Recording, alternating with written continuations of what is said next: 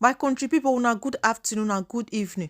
Una go remember when Davido brother yesterday tok say God revealed this particular incident to them. He say but dem no take am serious. My country people, na this pastor na reveal that prophecy when he tok say make Davido pray against spirit of death, especially his son. Wetin he dey see make his son no die. Na this pastor na he prophesy that prophecy give Davido, wey be say dem no even take serious at all at all. This pastor prophesied that prophecy 7th of July. Now he take prophesy that prophecy. Don't say, not be saying that yesterday, not be saying that today. Now this same pastor don't come outside again, come they talk another thing. And when they play the video, when they say this pastor come they talk, he say another thing go happen, but he no go talk am for social media. He want contact there. My name is Prophet Samuel King, and this is a message to make more highlights on the prophecy that was given to Davido on the 7th of January through my Facebook account. And before I would like to continue, I'd like to send my condolence message to the family of David Adeleke, who just lost his son Ifeanyi. I'm not here to show that I'm the best prophet on earth, which is one of the things I would like to be emphasizing in my prophecy highlight. When I gave this prophecy on the 7th of January, I tried to do some move to make some move, but of course, I am not among the so-called names of the big men of God in Nigeria who probably can speak to some celebrities. And if I had spoken, I would have been called one of the hungry prophets looking for fame or trying to look for money. You know, in our days now, God is speaking, but many people have underrated and underestimated the word of God. So prophets are being abused because of a whole lot of things, misconception about spirituality, faith, and the prophetic.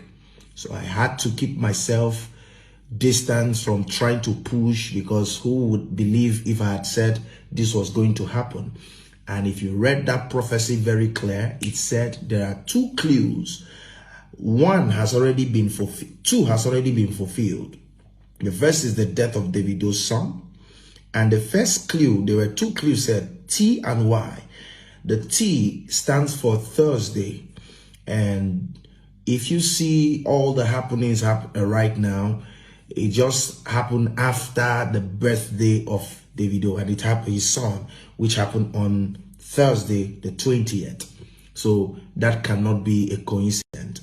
The last clue, which is Y, is something I will not post. I'm not going to say online.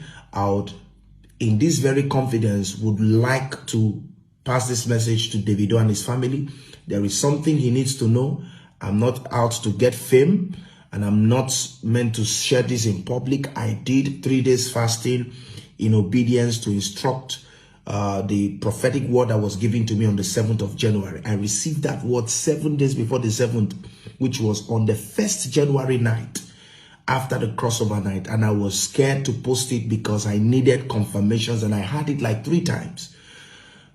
Davido, I know this is a hard time right now for you and your wife-to-be, Chioma.